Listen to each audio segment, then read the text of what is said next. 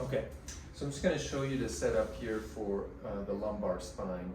The great thing with the ATM is it's good if you have any kind of pain or stiffness with movement. So pain and stiffness with movement is what we want. So we're going to cover the lower back. Again, this is also good, forgot to mention that it's good for stabilizing those deep stabilizers in the spine. These are isometric exercises. So for the lower back, we can do it in flexion and we can do it in extension.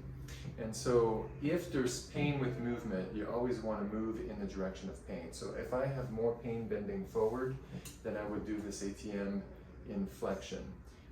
If it's more pain in extension, then we go in extension.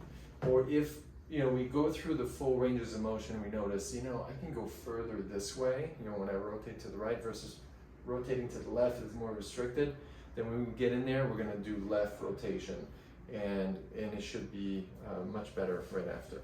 So if we go to flexion, we're going to go this way. We want to make sure that the top of the pad is right about at this level, okay? Just under that pectoral line right here. So, and you want to stabilize the pelvis, just like this. And these are still loose here, so we have to engage this mechanism here. And as far as tightness, you want it to always be comfortable. We don't ever want any pain. We just want to engage this so that it's firm, it's tight, but it's still comfortable. So I'm pretty good with that. Some people will feel like at some point, as we go a little too tight, they may feel uncomfortable with that, so we can always loosen it.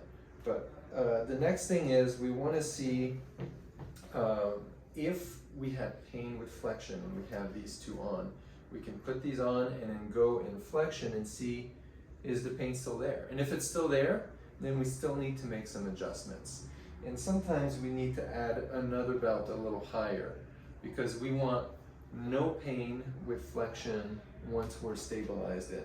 And sometimes it's a matter of either loosening or tightening a belt to create more stability. So if I feel like, that was a little bit painful, I cranked it up a little bit more, and now I'm going to bend, say, yeah, this is good, no pain.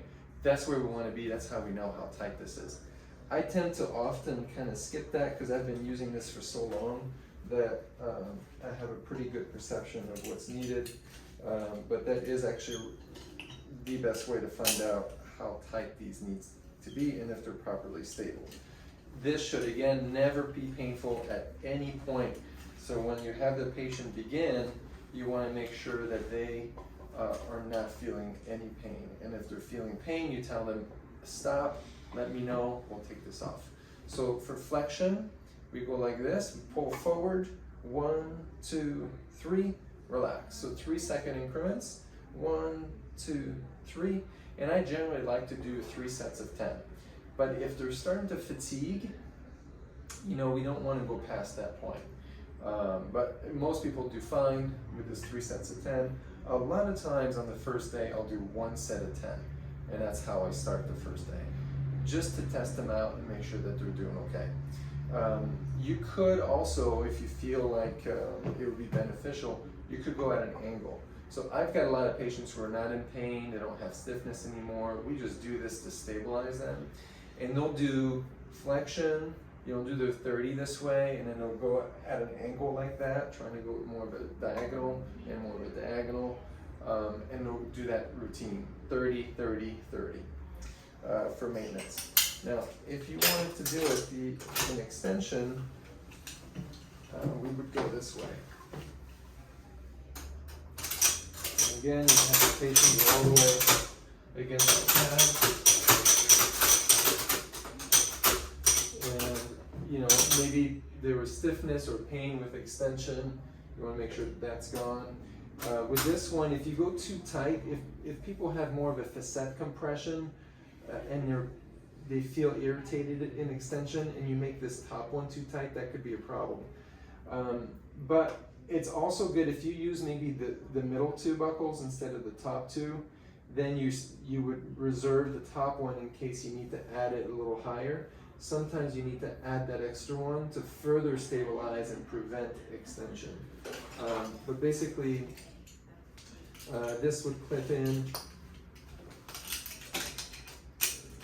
the back like that, and then you would do extension like this. Pull back 3 seconds and do that 30 times. You can go in back and extension, or you can pull down the strap and do rotation and rotation.